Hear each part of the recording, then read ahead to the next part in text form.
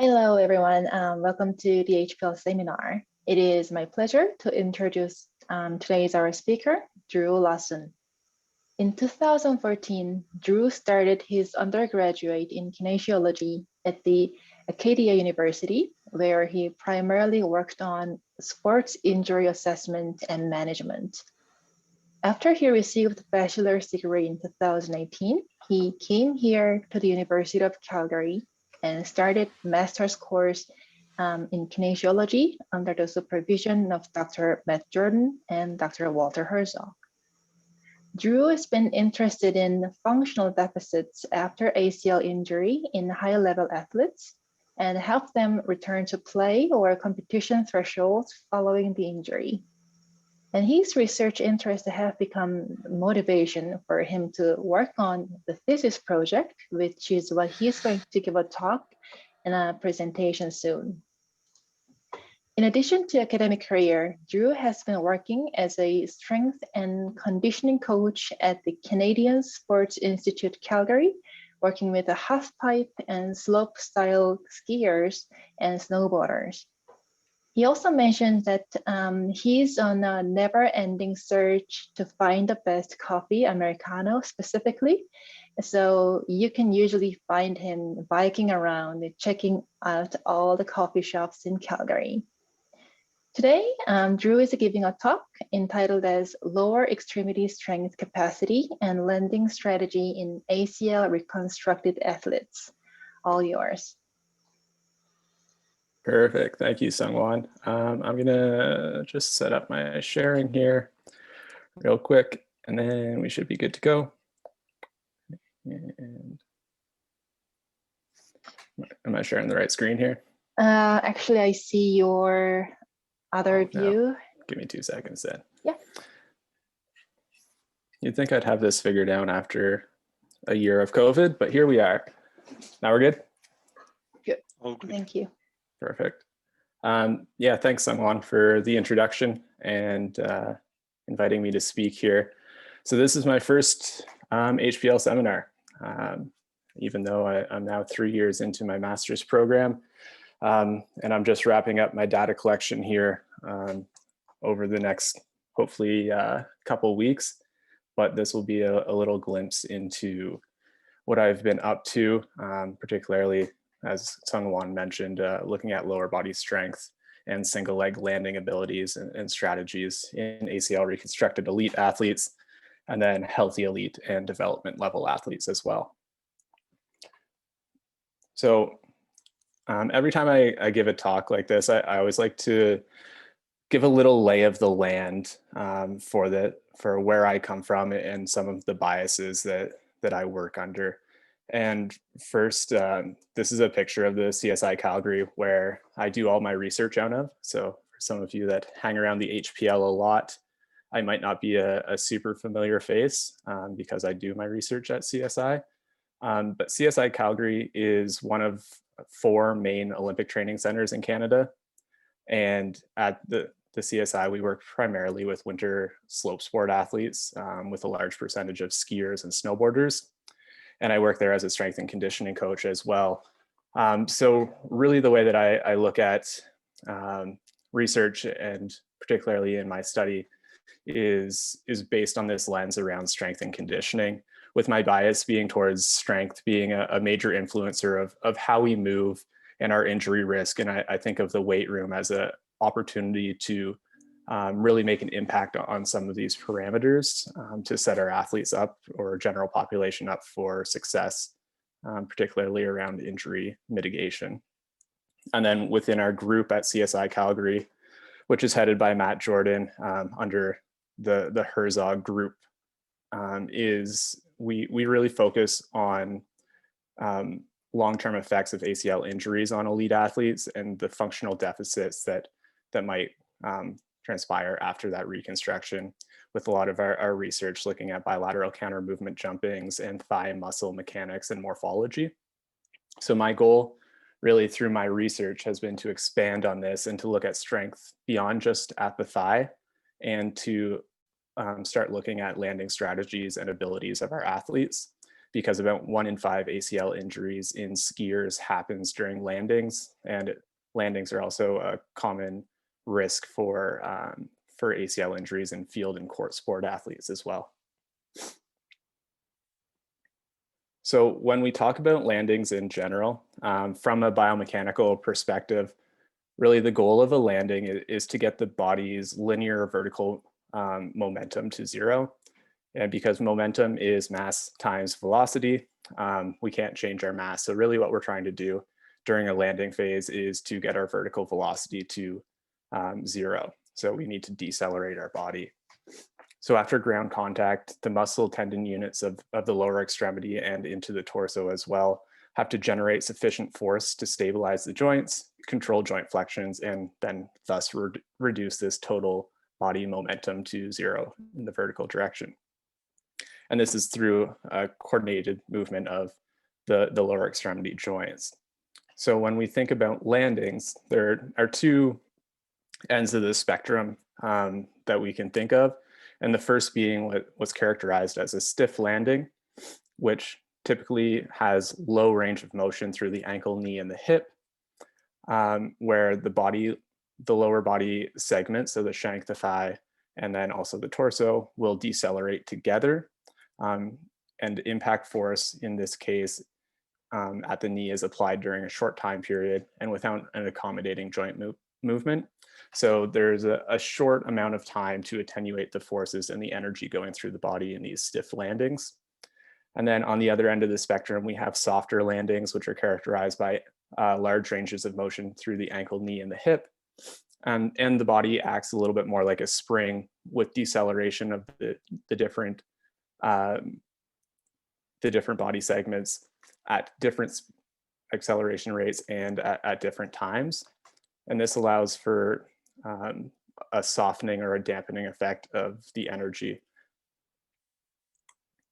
And when we think about landings in general, as a strength coach or physiotherapist or whomever, we often hear that people should land softly and thus minimize the external ground reaction forces that they produce when they land. And that's the optimal strategy for injury mitigation. But that might not actually be the best solution, and some questions are arising around that. So there's actually quite a neat study that looked at the effect that knee joint angle has on both vertical ground reaction forces, so external forces, and knee extensor moments produced by the subjects.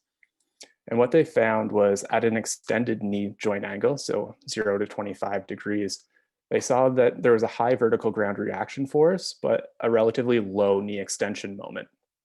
And then as the subjects landed with greater knee flexion, the ground reaction forces decreased, but the net extensor moment increased significantly with increasing degrees of this knee flexion. And a high knee extensor moment is actually required because of the changes of the position of the center of mass of the body in relation to the knee as the knee flexes. So both high knee extensor moments and high peak vertical ground reaction forces during landings have been associated with ACL injury. So there's this interplay between the two, and there's a question marks that arise around what the optimal strategy might be. And when we think about the way that any particular person does any movement or picks a strategy to do a movement, they're typically in a constraints-based approach, a way of looking at things. So the first constraint on the way that we do things is the functional limitations or the abilities of the person doing the task. So we can think about that as their strength or their ranges of motion which they can move through. Secondly, the environment in which we're performing a task is going to change the way that we move or the strategies that we pick to move. So you can think about that as if it's freezing cold outside. I haven't been outside today, but it looks like it's snowing. So I would imagine on a day like today, we might move a little bit stiffer than if it's warm outside. And alternatively, if we're in a position where maybe the environment is an Olympic Games final and you can win a gold medal in front of 100,000 people, you might move a little bit differently than in a backyard pickup basketball game. And finally, the strategies that we pick are going to be dependent on the task that we're performing itself. So what are the energy absorption demands placed on the body, for instance, during a landing? And in the sporting world, we can really only affect that first constraint, the functional limitations or the abilities of the person doing the task. So much of my interest is around that side of things and how we can better prepare people to perform the tasks that they're asked to do in their sports. So when we think of these landing strategies that are employed for any landing task, there's going to be basically an endless number of ways to perform that task to get the linear vertical velocity to zero or the momentum to zero. But the number of feasible strategies for any particular person is going to be much lower. And that strategy that is adopted by somebody is going to be really defined and determined by the constraints placed on them by their own physical capacities. And for the most part, it's going to be related to their strength and their range of motion. So here on the right is a schematic of, for any given landing that we're tasking somebody to perform, there's going to be a minimal amount of time to reverse the linear momentum, and there's going to be a maximal amount of time. And these are shown here on the x-axis in relation to touchdown. So the minimum amount of time for somebody to complete a landing is really going to be constrained by the maximum peak force that the person can apply into the ground to resist the downward acceleration, so to reverse that and get their velocity to zero. And then on the other end of the spectrum, the maximum amount of time that they could use to absorb the landing or to decelerate during the landing is going to be limited by the maximum downward displacement of their center of mass after touchdown. So you can think about that as how basically from landing until they stop, how much range of motion that they can go through. And everybody's going to live somewhere in the middle of the min and the max amount of time. So it's going to be a little bit dependent on the force that you can produce and based on range of motion, and also related to some anthropometry aspects as well. So the question is, what is an optimal landing strategy? And as a sports scientist and a researcher, I think it really comes down to it depends, and it's going to be individualized for each person. But if we're trying to pick a landing strategy that is optimal in regards to our internal loading, so we're minimizing our knee extension moment, it's going to be a stiffer landing that has high external loading. And then alternatively, if we're trying to reduce the ground reaction forces in an effort to mitigate injury risk, then we're going to increase our knee extension moment. And that could also be related to an injury risk as well. And then we also need to take into account things like the way that our knee interacts in terms of particularly the tension placed on the ACL during landings or during tasks where the knee is extended versus when it is at deep flexion, where it's tensed in both of those positions, but a little bit more slack through more mid-ranges of the knee flexion.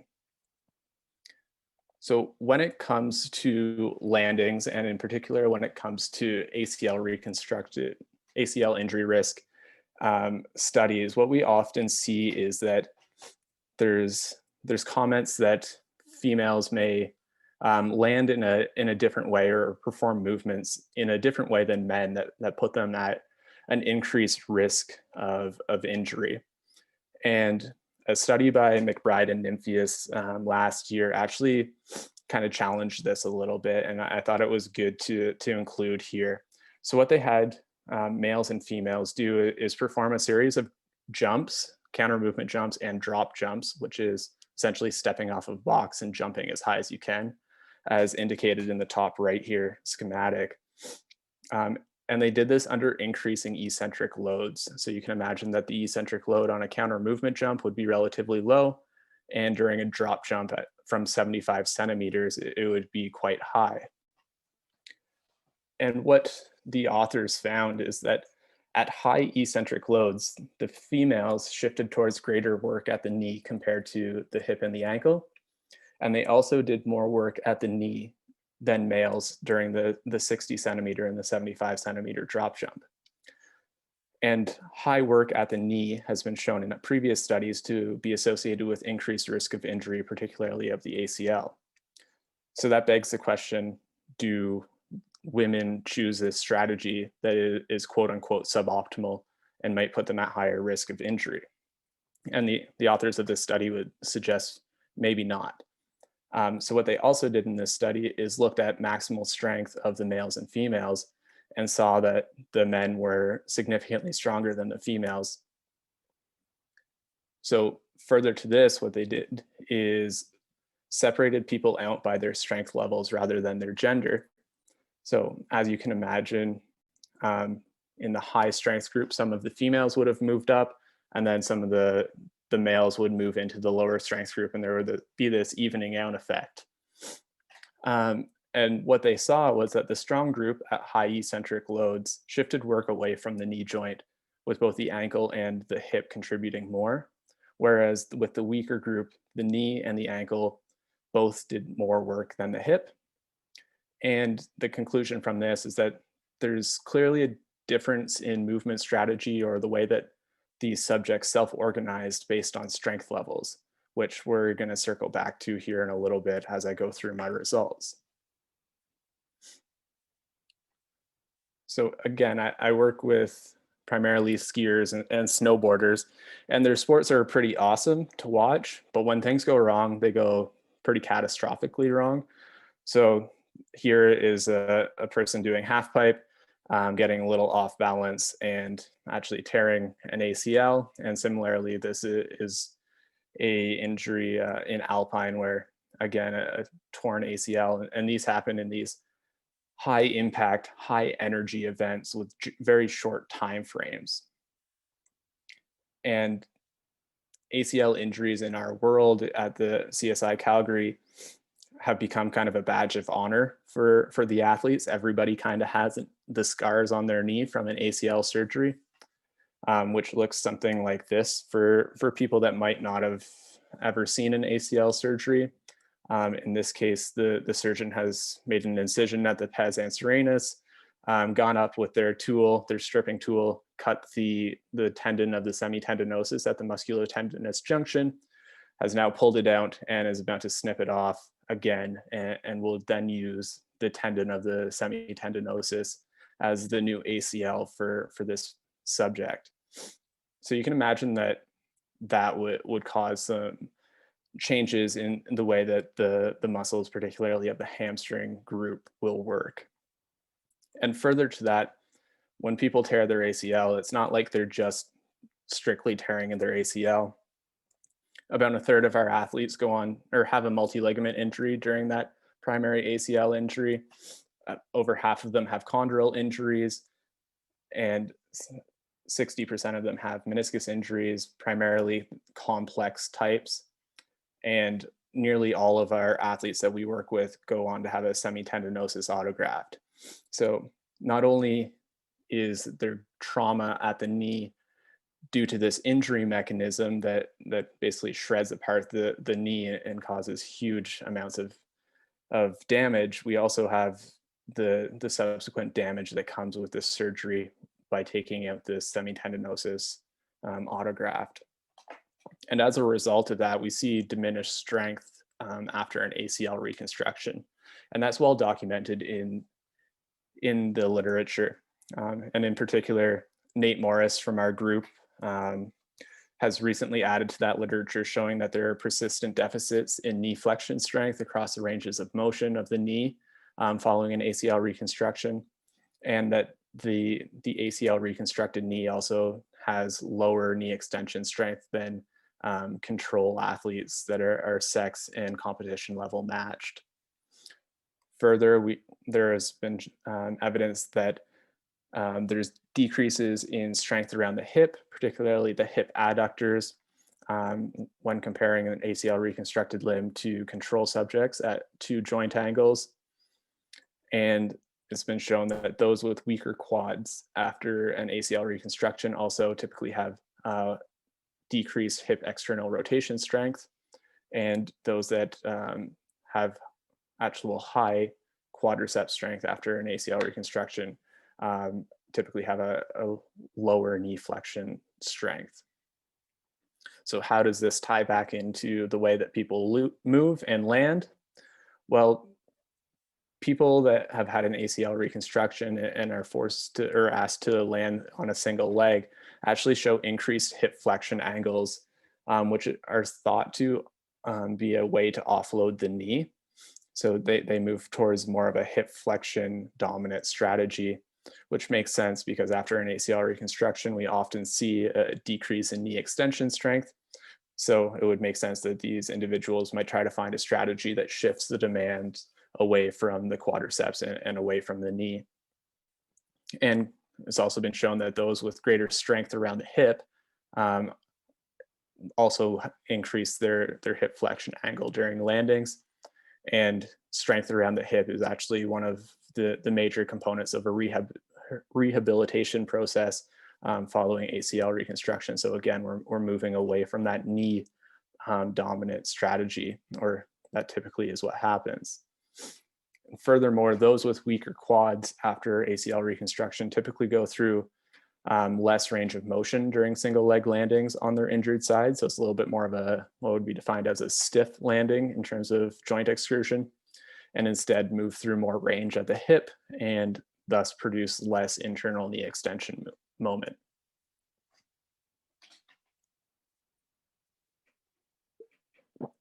So getting into my study a little bit, the key for us, one of the main purposes was to develop a pragmatic test that we could use with our athletes at CSI Calgary to assess landing strategy. So that's not something that we have done in the past. And then what we wanted to do is assess our lower body strength in our ACL reconstructed athletes, healthy controls, and healthy development level athletes, and further look at their single leg landing strategy in both a low demand and a higher demand landing task.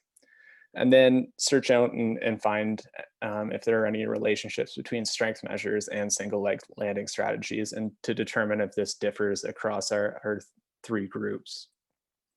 So really we're operating under the hypothesis that ACL reconstructed limbs will be weaker than contralateral limbs and weaker than the competition match controls or elite healthy subjects. We would also think that stronger limbs will utilize a larger knee range of motion during landings, and weaker limbs will land with larger ground reaction forces. So to assess this, we have subjects perform 5 single leg landings on each leg from platforms of 25 and 50 centimeters while wearing lower body IMUs on the foot, shank, and thigh, and pelvis. And notably for this, our subjects are able to self-select their landing strategy. So other than landing and stabilizing, they don't receive any other instruction on their landing performance. And one of the keys here also is that we have them performing landings from 2 different heights. So the 25 centimeter landing, we would expect that there wouldn't be much difference between groups because it's a fairly easy task, a low demand task. But we would expect differences between groups at the 50 centimeter height because of the high demands of the tasks. And we're looking at sagittal plane joint angles at initial contact and through the range of motion via our IMUs. And we're looking at peak vertical ground reaction force and impulse in the first 100 milliseconds after contact. The 100 millisecond time frame was used because that corresponds well with the time frame in which ACL injuries typically occur. Then we have our subjects perform strength testing. So they're performing 3 max voluntary isometric contractions where we're taking their best score of knee extension, knee flexion, hip internal rotation, external rotation, abduction, and adduction, in addition to a seated leg press extension, which we're using as our global indicator of strength. And then we're comparing our elite ACL reconstructed athletes versus our healthy elite athletes and our healthy development level athletes. So we're breaking our subjects down, or our results down, by limb statuses, so our ACL reconstructed, contralateral. And then for our control groups, we ran comparisons within subject to determine if there were differences with our subjects or within subjects, and we didn't find any. So we're taking the average of left and right for our elite controls and our development level controls. And then we're using paired Wilcoxon tests to look at comparing the ACL reconstructed limb to the contralateral limb, and then following that up with a Kruskal-Wallis test to compare the ACL versus the control groups and the contralateral limb versus the control groups. And we haven't got to this yet, but we'll be using linear mixed effect models to look at the relationships between strength and landing strategy. So as I mentioned, I'm not quite done my data collection yet, but I've collected on 28 of the 30 people that I will be using. So we have 10 people, we will have 10 people in each group. I'm waiting to test 2 more development level athletes. In terms of our ACL reconstructed group, they have all had a semitendinosus autograft, with 5 of them on their right leg and 5 on their left leg. And they're an average of just over 2 years post-operation.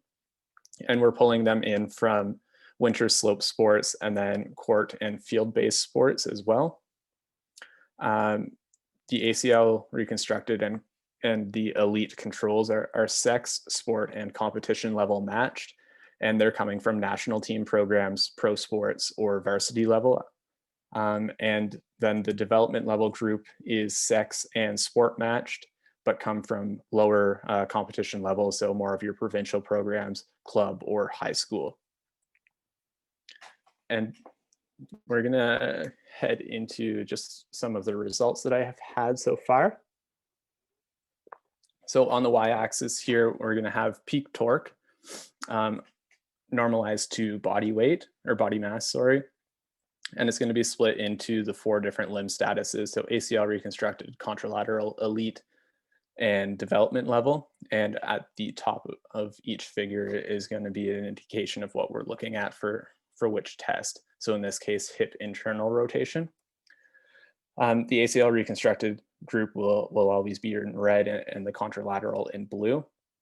And for instance, in this test of hip internal rotation, we don't actually see any differences between the groups.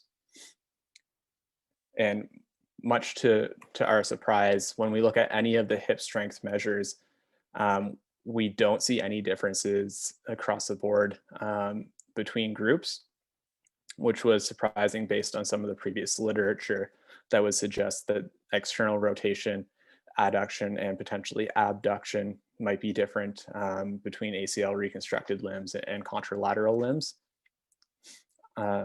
However, when we look at knee flexion strength, we start to see some differences, which again are expected. So in that case, we see that the ACL reconstructed limb has a lower peak torque compared to the contralateral limb, which again, we would expect based on the fact that all of our ACL reconstructed limbs have had a semitendinosus autograft, so they're taking the tendon of one of the hamstring muscles.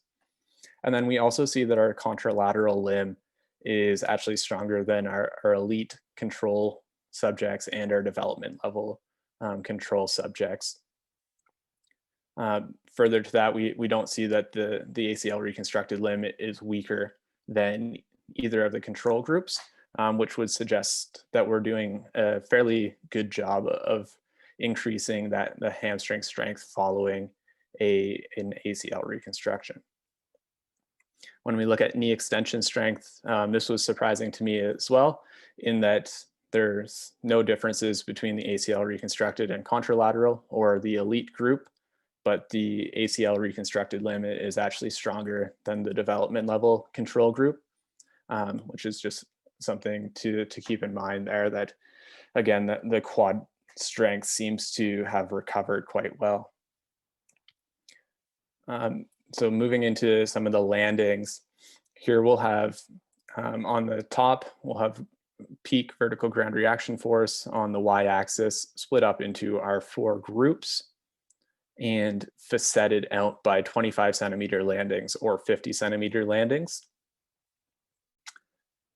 And similar to a lot of our strength measures, we didn't see any differences in our peak vertical ground reaction forces between groups. And then when we look at 100 millisecond impulse here on the y-axis, again, there's no differences between groups, which we might be starting to sense a pattern here.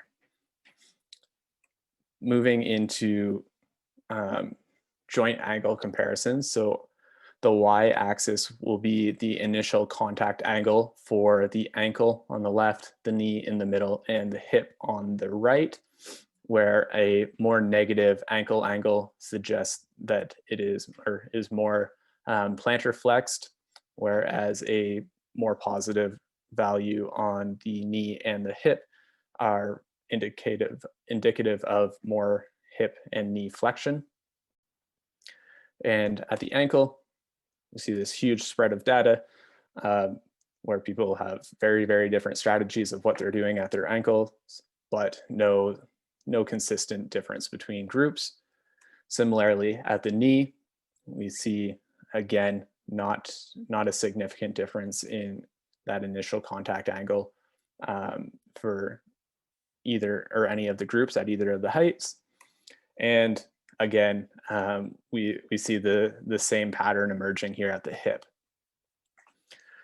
So looking at all of that and being somebody that is gung-ho and hoping to find differences, I will admit, as I worked through this a while ago and started compiling some of these figures, I was a little bit discouraged that we didn't see these differences between groups that might have been shown in previous literature. But through some conversations with Matt and Walter and some colleagues at CSI, it really got us thinking, well, if previous literature has suggested that the strength levels of people really influence the way that they move or they perform these tasks, and we didn't see any differences in strength based on any consistent differences in strength based on injury status, well, it would make sense that we wouldn't see these large differences in the way that people perform a landing task. So that got us to thinking, maybe injury status, ACL reconstructed, doesn't equal weak. So again, going back to how we developed this study, we were working under the hypothesis that the ACL reconstructed limb would be weaker than the contralateral limb and weaker than our competition match controls. But as I showed, we didn't actually see that in our data. The ACL reconstructed limb seems to have regained the strength in comparison to the contralateral for the most part, and also against the elite control group. So that got us to thinking, what if we take a page out of the Mcbride and nymphus paper that I previously presented and look at strength levels rather than just injury status? And I'll admit that this is very, very preliminary, and we're just starting to figure out how we're going to work our way through this. So hopefully maybe somebody will have some suggestions or some thoughts after this. But if we use our leg press extension test as a global indicator of lower body strength, it looked like this figure presented here, where there's no difference between groups, but you can also see that there's pretty big variation, for instance, in the relative force of an ACL reconstructed limb. So what if we instead look at injury status and we break limbs down into if they're low, moderate, or high strength? What we can see is, for instance, the ACL reconstructed limb, which is shown in red, 3 of them are actually in the low strength group and 4 of them are in the high strength group. So it's quite clear that just because it is a previously injured limb doesn't mean that it's going to be weak. So our next step is to start to explore some of the landing components based on these strength groups. And in this case, what we have is on the y-axis, peak vertical ground reaction force.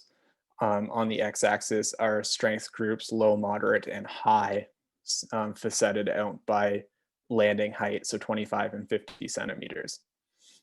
And again, we're not seeing any consistent differences between groups. And this is just a visualization that we haven't really gone through and thought deeply about how we're going to analyze this type of, or this next step of the study. But when we look at 100 millisecond impulse, particularly at the 50 centimeter landing height, that's where maybe there's the strength level is starting to tease out, or might be a little bit more of a factor. And further, if we look at joint contact angles, in this case at the knee angle at initial ground contact on the y-axis, and leg press force on the x-axis, and then split into our 3 different groups of low, moderate, and high strength, with low strength data being in black, moderate strength in red, and high strength in blue, and run a regression based on these strength level groups, what we can see is there's a difference in the slope of the line. And we're approaching some significance in terms of what's going on with those moderate and the high groups at the 25 centimeter landing, which is shown here. And then similarly at the 50 centimeter landing, which is shown on the right now. So we're still, as I said, working our way through that and trying to figure out how we're going to make that next step based on these strength level groups. But we're heading that way based on our main hypothesis that was weaker people will land differently than stronger people. And I think that this quote from Dr. Sophia Nymphius, who's a researcher out of Australia, kind of summarizes this quite well. So you can't use something that you don't have. In this case, if you don't have the requisite strength levels, you're not going to be able to adequately perform a task. But there are also people that have that strength level and still might not use it the best way. And that's where, as a strength and conditioning coach and as a researcher and practitioner, we can use our testing data to be able to understand if somebody has the requisite strength, and then use our coaching eye to be able to then make sure that they're using their strength levels the way that potentially they should be to put them in the best position to be healthy and to also perform their sport. So just wrapping up here, some thoughts and maybe some next steps is, obviously I'm working with a relatively heterogeneous sample in terms of the sports that I'm picking from. There are multiple sports, different surgeons performing the surgeries, and not all males or females. But generally, maybe what we're finding, or we're starting to tease out a little bit here, is that injury status isn't necessarily everything. No doubt that there are these neuromuscular deficits that arise from the surgery and the injury, but having a really solid rehab like these high-level athletes get might be enough, or might put the athlete in a position where they're able to perform these functional tests as well as the people that have never been injured before. And then obviously, in terms of next steps, is sorting out the strength grouping analysis, and also looking at relationships between strength and landing metrics. And finally, why does it matter? Why does this study, why is it getting done? Well, we're doing a fairly robust assessment of lower body strength. So typically in a study on ACL reconstructed athletes, there will be tests of the quads and the hamstring, or maybe a couple hip strength measures, but we're doing a comprehensive analysis or testing of both the quads and hamstrings and hips all in one, to get a really good understanding of the strength capacities of our subjects. We're also performing these single leg landings from 2 heights. One that is very low demand from 25 centimeters and one that is a really high demand from 50 centimeters. And this can provide insights into how people's energy absorption abilities or their self-organization strategies change as the demands of the task increase. And we're using high-level athletes that have been injured and have all returned to their sport. So that gives us an indication of how the rehab process is working for these people. But at the end of the day, athletes are tearing their ACL very frequently, and re-injury rates of the same side ACL and of contralateral injury rates remain very high. So there's something that's missing in the rehab world, and hopefully we're able to tease out a little bit through the results of this study and at least get a better understanding of maybe what we're doing well and what we're missing.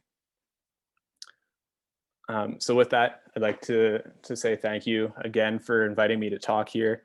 And thank you to all the people that have helped me here. And I don't have these two people up here, but a big shout out to Azim and Andrew from Walter's group for all the background help over the past nearly 3 years. So thank you. Thanks, Drew. I really enjoyed your talk. So I would like to kindly suggest everyone to turn on your camera if you feel comfortable with it, so that we could then have a more active discussion period. Thanks for doing it. If you have any questions for our speaker, Drew, please use the icon raise hand button, which can be found if you go click reaction icon at the bottom of your Zoom screen.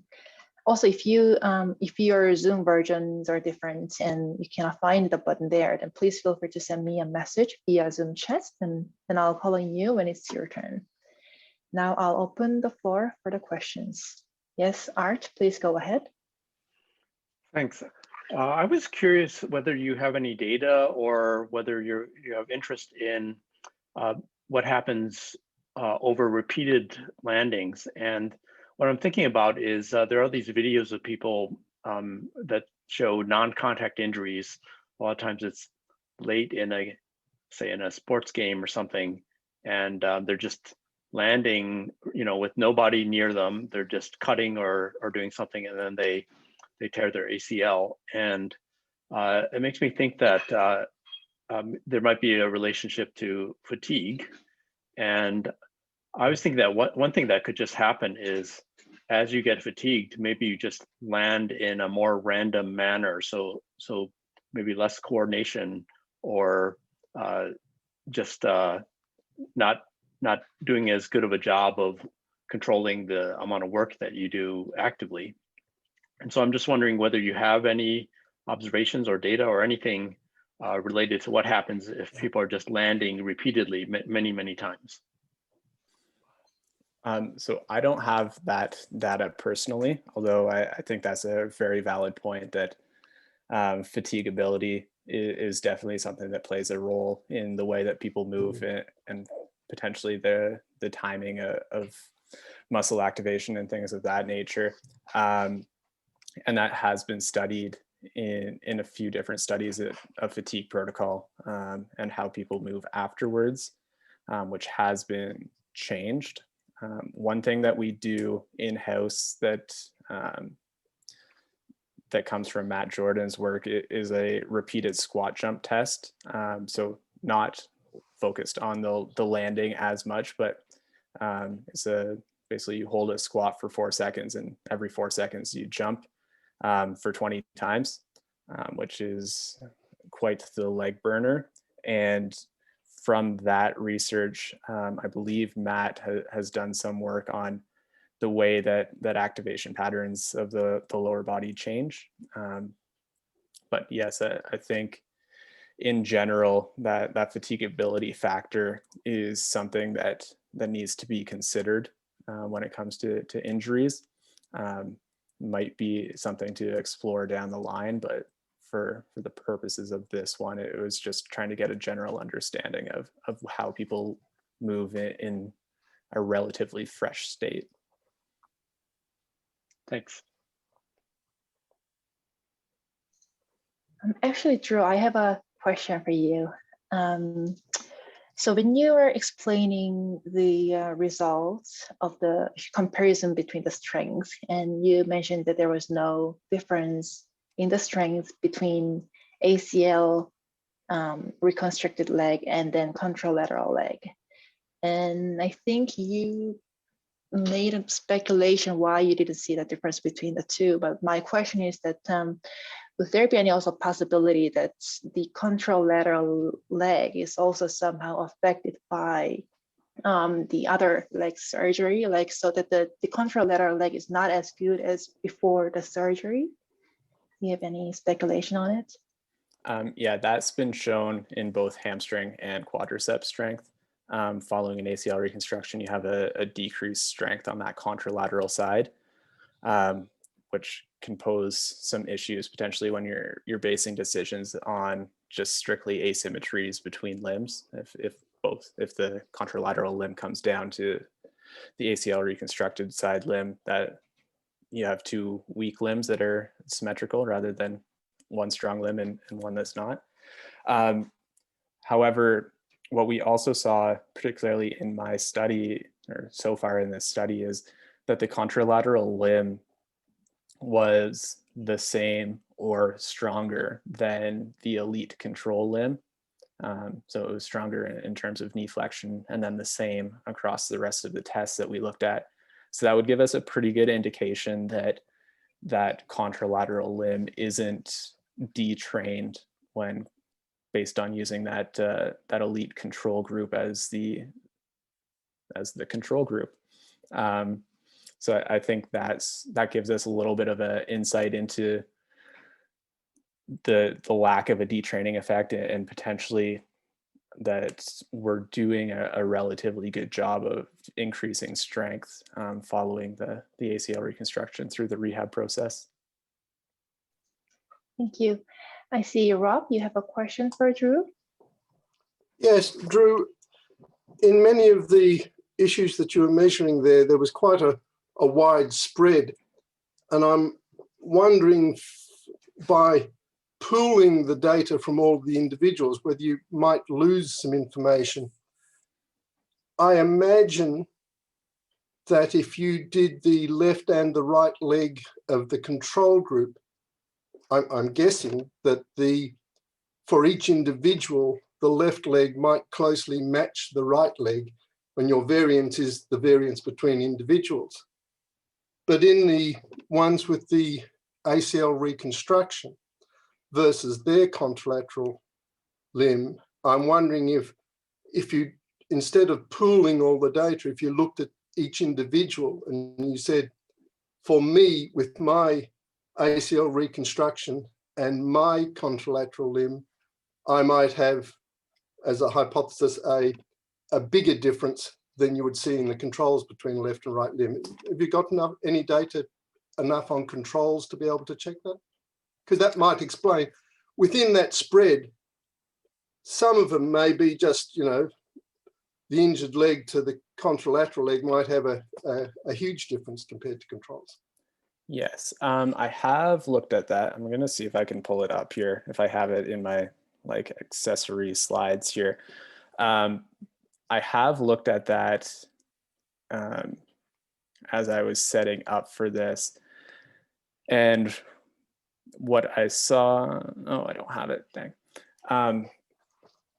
What we saw was that, on the individual level, for sure, there are some people where they're super even after an injury, and there are some people that are way off, and is not necessarily consistent from test to test either. So there is that huge variation there. And I think that the struggle with this, and I come from this again from kind of the practitioner side working with athletes, is that we operate in a n=1 world where we look at each individual as their one data case study. And that's where we can get to use the specifics of that one person to determine if they're ready to progress their rehab or not. And and I think that's a little bit harder when you have this type of research where you're looking at group level things. So I think that there needs to be, or we need to sort out a way to take into that individual variation into account. And I'm not sure if there's a really great way to do that. Were you able to, or did you think to do left and right legs on the controls, or did you necessarily just choose one leg? So we did, for the control groups, we did left and right, and then averaged based on the fact that at a group level between limbs, there was no significant difference in So their, you've got the data to do the comparisons. Yes. Yeah. Thanks. Benno, please go ahead. Yeah, when you talk about strength, you always talk about what the big muscles can do. The question that I have is, do you think that the small muscles have a function too? Or in other words, it could be that you use smaller muscles a little bit earlier. That would have an effect on reducing resultant forces. I'm kind of uneasy to just see the whole question reduced to a question of strength of big muscles. If I understand correctly, I think I use muscle groups as the indicator in terms of kind of the external rotators as a whole group, where there will be the smaller muscles in and around the hip that will be contributing to those strength levels or to the control during the landing tasks. So I certainly think that those smaller muscles are key components to the way that we move and the way that we are able to stabilize, particularly around the hip, and how that might influence what's going on at the knee as well. And that's as a part of like the rehab process after that ACL injury, is a lot of the work is around the smaller muscles of the hip in particular, and then through the calf as well, and through the foot. So certainly, yes, I agree that those smaller muscles are key components. Yeah, but the smaller muscles, they don't contribute really to the what you call strength. They don't, but they may contribute to how fast a reaction does occur. It may be that the smaller muscles react faster than the bigger muscles or something like that. So it's the point that I try to make is, did you ever think about it's not only a question of the maximal strength, but also a question of when you can apply strength, maybe in smaller quantities? Yeah, that's a really good point. I guess I hadn't really considered that, but it certainly makes sense that would be something that would influence the forces that we're seeing and the way that people move.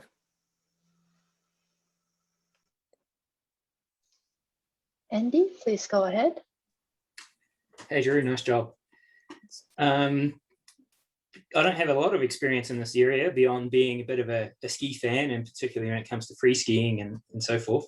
Seems to me that, at least for many of friends of mine who have done ACL injuries, there's generally been some sort of rotational element to the landing or the situation that led to their ACL rupture. Either they're coming off a cork or a spin type of maneuver, and they land or catch an edge, and there's a sudden turn of the ski underneath their body, and that leads to the crash. I was wondering how either your strength measures or your landing sort of assessment tools sort of address that rotational elements, and if there's any thoughts there to include some of those.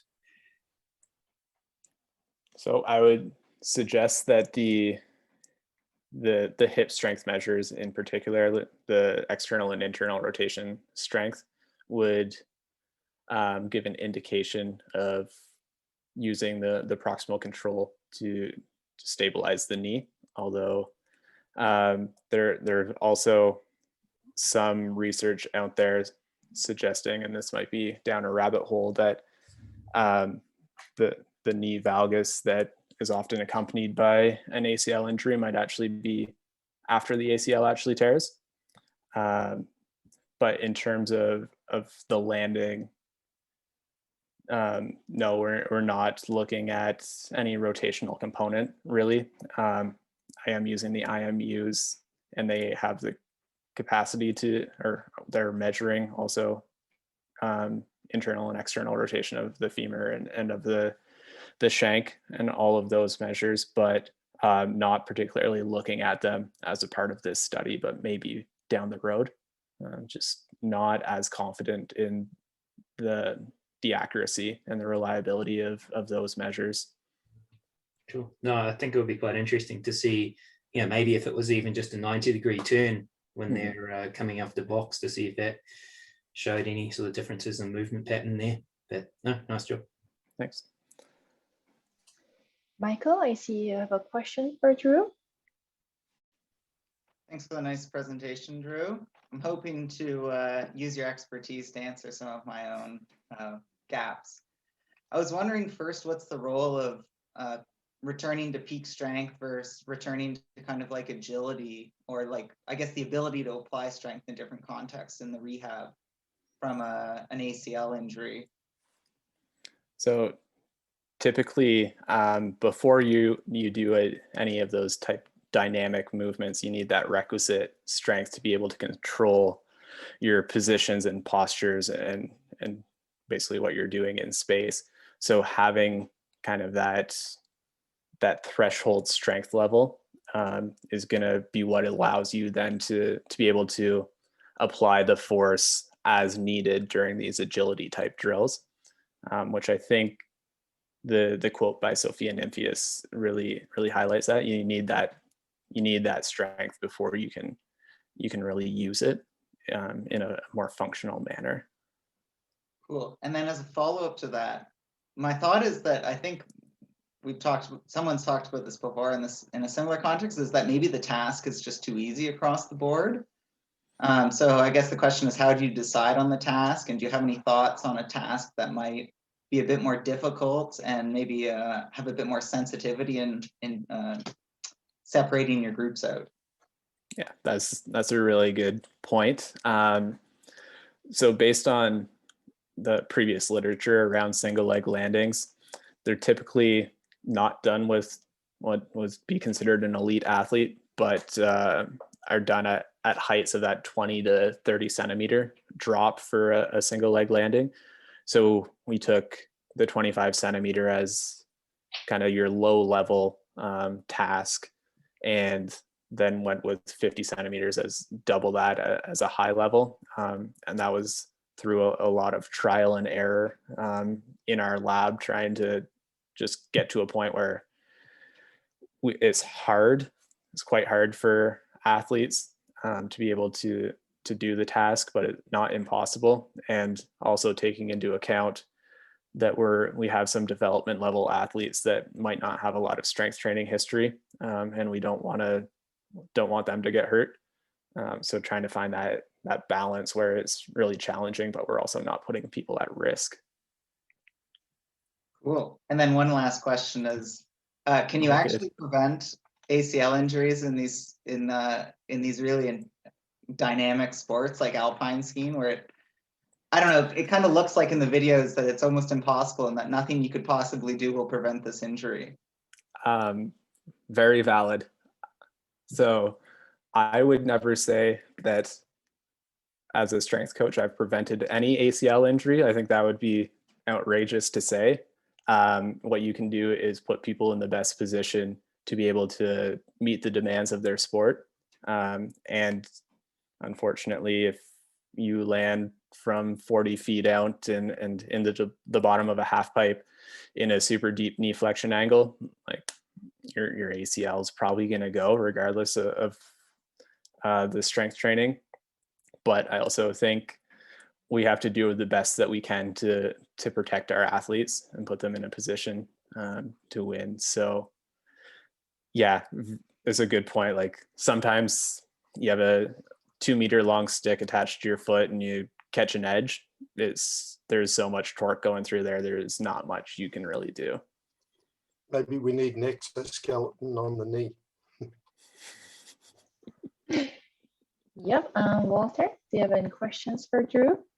Yeah, thanks, Drew. But just kind of going on where Michael left off there. I mean, a big part of the ACL reconstruction is, well, what you're doing is not only preventing it, but you know, you try to get skiers back to skiing. You know, they injure it this season, and the next season is the Olympic Games, and they want to be skiing. And so a big part is not only preventing it, but only get skiers back to skiing. And the other comment that I wanted to make it also goes back to Michael, you know, and I want to kind of extend the quote by Dr. Nymphus that you mentioned there. And my extension would be, you use it when you need it. And, you know, if maximum strength is a limiting factor for doing the landings that you do, then you would expect that you might see differences. But if these very strong athletes from the 25 and the 50 centimeter, if they can land fairly comfortably and need 20%, 30%, 60% of their strengths, but not go anywhere close, then you know, then you might not really see a difference in the strengths, because it's not really a strength. If they all had to do, you know, a snatch with 200 kilograms, then strengths would play a role, and you would see differences who can do it and who cannot. But I think that might be going a little bit back to where Michael was. Mm-hmm. But the thing that I really wanted to comment about is, you know, a lot of the measures that you have are from the vertical ground reaction force. And of course, when you have somebody step up from 25 centimeters or from 50 centimeters, and you assume they all do it exactly the same way, then the velocity just before they hit the ground is the same. And so the momentum is just different because of the different masses. But then you normalize by the mass of the body. And therefore, when you then calculate the impulse required to stop that velocity, and you divide it, you normalize it by the mass, then you get a constant value which is equal to that end velocity. So therefore, the impulse to go from a certain velocity to zero velocity, when you normalize it by the mass of the subjects, will always be exactly the same. And since the landing happens in a relatively short time, and presumably the ground reaction force goes up and down, you would expect, you know, very, very similar peak forces. You would expect very similar impulses over a certain time period. And I think that might be part of the reason why you get similar result across groups. But then people also observed that some of these values are very different from one subject to the other, which means that they really either do that stopping over a very different time frame. Somebody does it over 100 milliseconds, somebody only does it over 400 milliseconds, or that they don't have the same velocity at impact. And you know, when I saw how the one subject that you said stepped down, he kind of was leaning forward, but the foot seemed to be staying for a little while on the rear foot, seemed to be staying on the support table there. And of course, that would influence then how fast you hit how fast you hit the platform. And so I think it might be really neat to actually do the impulse calculation of the vertical ground reaction force and really see if that gives you, you know, stopping the momentum that you have from falling down 25 or 50 centimeters. Yes, does that all make sense? Yes, that's on the to-do list. Is to figure out that velocity when they land, to get an idea of how consistent that is, and then to then go and, as you said, look at the forces that are associated with that. I will say that impulse measure is strictly in that 100 millisecond time frame. So that's where I was expecting, because it is that time frame constrained, that there would be some differences. But That hasn't been the case. So I also have tracked the time it takes them to stabilize following initial ground contact. So that might be something to look at, as well as how that might play a role into different limb statuses or strength levels, and give an indication there. And I think we chatted about this a little while ago. Have you ever tried to also look at the horizontal ground reaction forces? Because I could see that maybe the ACLR, the reconstructed people, are equally quick at stopping their vertical velocity, but maybe there is different horizontal forces because they might not be quite as stable. They might not have quite the same sensory feedback. That might not be quite developed, and that becomes, like more a movement control problem rather than a mechanical problem. Mm-hmm. Yes, I have that data. I haven't looked at it yet. And we talked about a little bit of center of pressure type measures as well, which I need to sort out, but that's on the to-do list that seems to be ever growing, but getting there.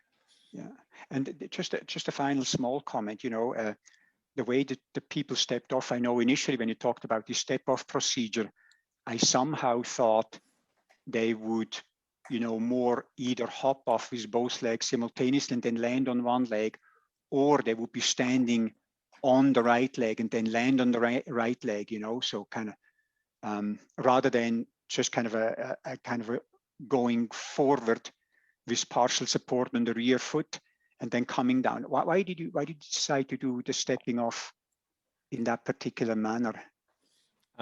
So it's been used in the literature previously, a step off with that that strategy where you're actively like stepping off.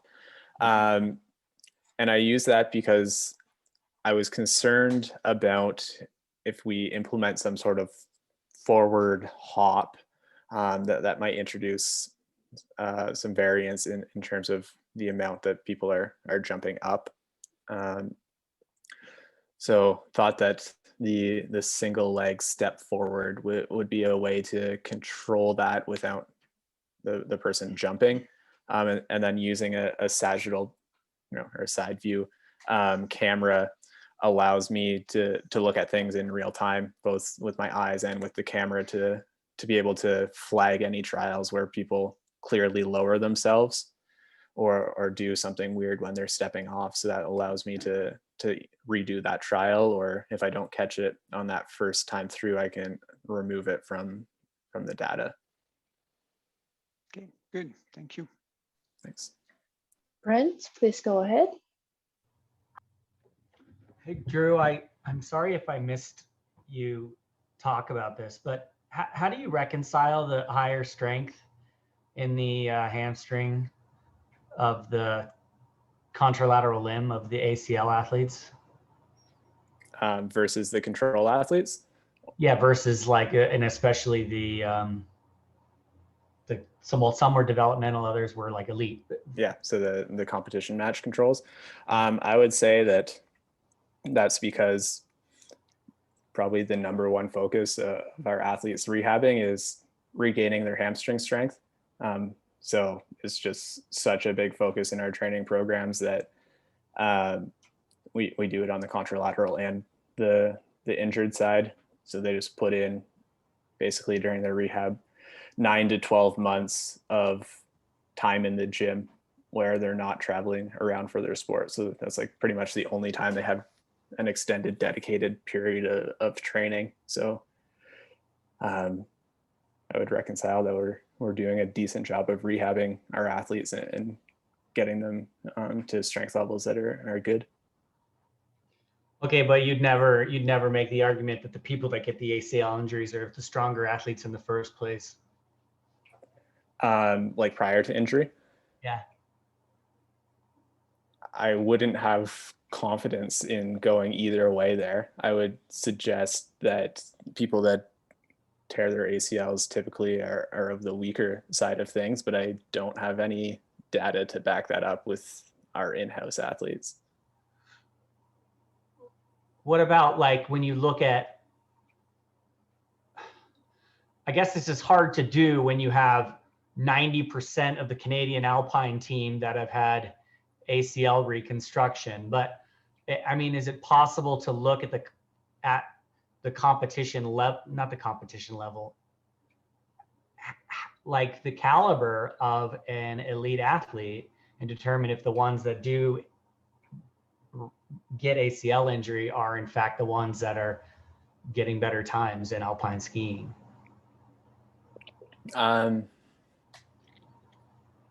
So there is a paper on the French national alpine team, and I think it's by a guy with the last name Pujol, Pujol. And what he found is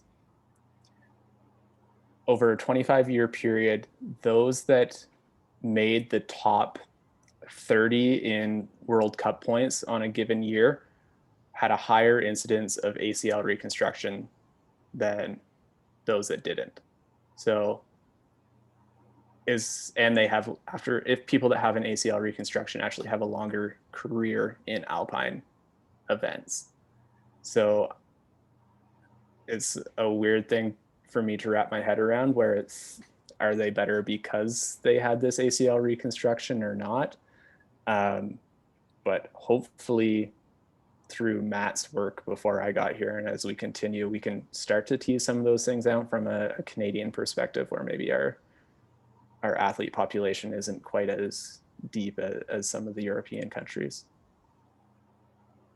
Okay. And then that's interesting. And then the last question is I guess it's kind of it's a weak question, but it's an honest question. There's no such thing as a rehabilitation control in your world. No one gets randomized to not get a strength and conditioning coach. So how do you in your field determine what's the best course of rehabilitation for your athletes? Because there's really no basis for comparison about how a normal thigh or knee, muscle regains strength following ACL injury. So basically, how do we come up with our rehab programs? Yeah. I rely on people much smarter than me to help me with much more experience. But for the most part, it's like N equals 1. This is the athlete in front of you. This is the way that what their injury was, because it's an ACL, but it's so much more than that. This is how their knee's responding. And like you create your plan, you have a benchmark based approach rather than just looking at timelines and giving people the go ahead because they're at 9 months. It's based on these objective measures that we're doing our best to try to tease out. And I would say that although we have these comprehensive return to sport plans and these rehab programs for our athletes, they're still going out and getting hurt again. So like we're in a position where we use the literature and use other experts around the world to come up with these plans, but at the end of the day, we're missing stuff, and it's not a perfect world. Well, it seems pretty daunting. And the only reason I ask is because, N equals 1. Mm-hmm. So what do you do? Well, I guess you could base it on, you could base it on the contralateral limb. Mm-hmm. But then if the contralateral limb is getting stronger than the other elite athlete, because the rehabilitation is so good for the contralateral limb, then the ACL reconstruction never gets to the strength of the contralateral limb, and then no one ever gets to the level of, so it just, that's just a comment. That's not really a question. It seems really challenging.